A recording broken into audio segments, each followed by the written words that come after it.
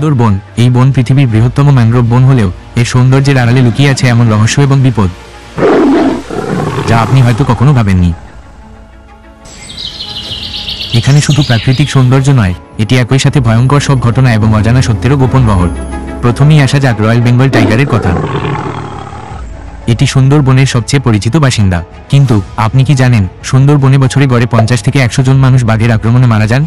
2014 সালে সাতক্ষীরা অঞ্চলের এক মধু সংগ্রাহক বাঘের আক্রমণে প্রাণ হারান, যার মরদেহ পর্যন্ত পাওয়া যায়নি।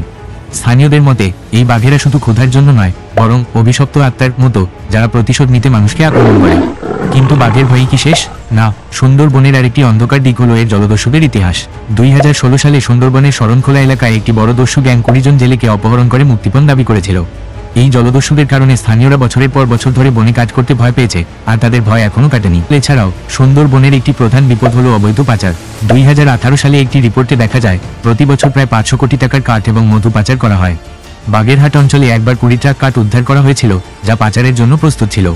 সুন্দরবনের এই পাচার শুধু প্রাকৃতিক পরিবেশের ক্ষতি করছে না, এটি স্থানীয় জনগণের জীবনও বিপন্ন করছে। এবার আসি আরও এক রহস্যের দিকে। সুন্দরবনের গভীর অঞ্চলে রাতের বেলা অদ্ভুত আলোর দেখা পাওয়া যায়। 2015 সালে কিছু জেলে দাবি করেন তারা গভীর বনের মধ্যে একটি নীলচে আলো দেখেছেন, যা একেবারে অদ্ভুত এবং কোনো মানুষ বা প্রযুক্তির দ্বারা সৃষ্টি নয়। স্থানীয়রা বিশ্বাস করেন এটি অতৃপ্ত আত্মাদের কাজ, যারা বন জুড়ে ঘুরে বেড়ায়। এছাড়া সুন্দরবনের পানিতে লবণাক্ত কুমির এবং বিষাক্ত সাপের সংখ্যা কম নয়। 2017 সালে মংলা অঞ্চলে একটি নৌকা ডুবে গেলে কুমিরের আক্রমণে 3 জন প্রাণ হারান। আর এই বনভূমির মধ্যে প্রচুর বিষাক্ত সাপ আছে, যাদের কামড়ে মানুষ অনেক সময় মৃত্যুর সম্মুখীন হন। আরও বড় বিপদ হলো জলবায়ু পরিবর্তন। 2019 সালের এক গবেষণায় জানা গেছে সমুদ্রপৃষ্ঠের উচ্চতা বাড়ানোর কারণে সুন্দরবনের প্রায় 20% ইতিমধ্যেই পানির নিচে চলে গেছে। বিশেষ করে সাতক্ষীরা অঞ্চলে প্রতি বছর 10 থেকে 15 হেক্টর বনাঞ্চল হারিয়ে যাচ্ছে। তবে এই বন শুধু বন্যপ্রাণী এবং বিপদের সঙ্গেই জড়িত নয়, এটি স্থানীয় মানুষের জীবন জীবিকা নির্ভরশীল। মোবাইলরা প্রতি বছর মধু সংগ্রহ করতে গভীর বনে যান এবং তাদের জীবনও ঝুঁকির মধ্যে পড়ে। তবে কিছু অঞ্চল এমনকি নিষিদ্ধ হিসেবে চিহ্নিত, যেখানে মানুষের প্রবেশ নিষেধ। এদিকে স্থানীয় সম্প্রদায় এই বনের সুরক্ষায় অনেক বছর ধরে সচেতনতা বৃদ্ধি করছে।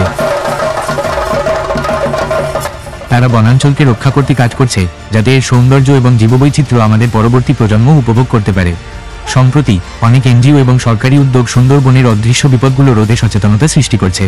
তবে প্রশ্ন হলো, সুন্দরবনের ভবিষ্যৎ কি? সুন্দরবন ধ্বংসের দিকে এগিয়ে গেলে আমরা কি আমাদের পরবর্তী প্রজন্মকে এটি দেখাতে পারবো? এই বনের অস্তিত্ব রক্ষায় কি পদক্ষেপ নিতে হবে? আপনার সচেতনতাই এই বনকে রক্ষা করতে পারে।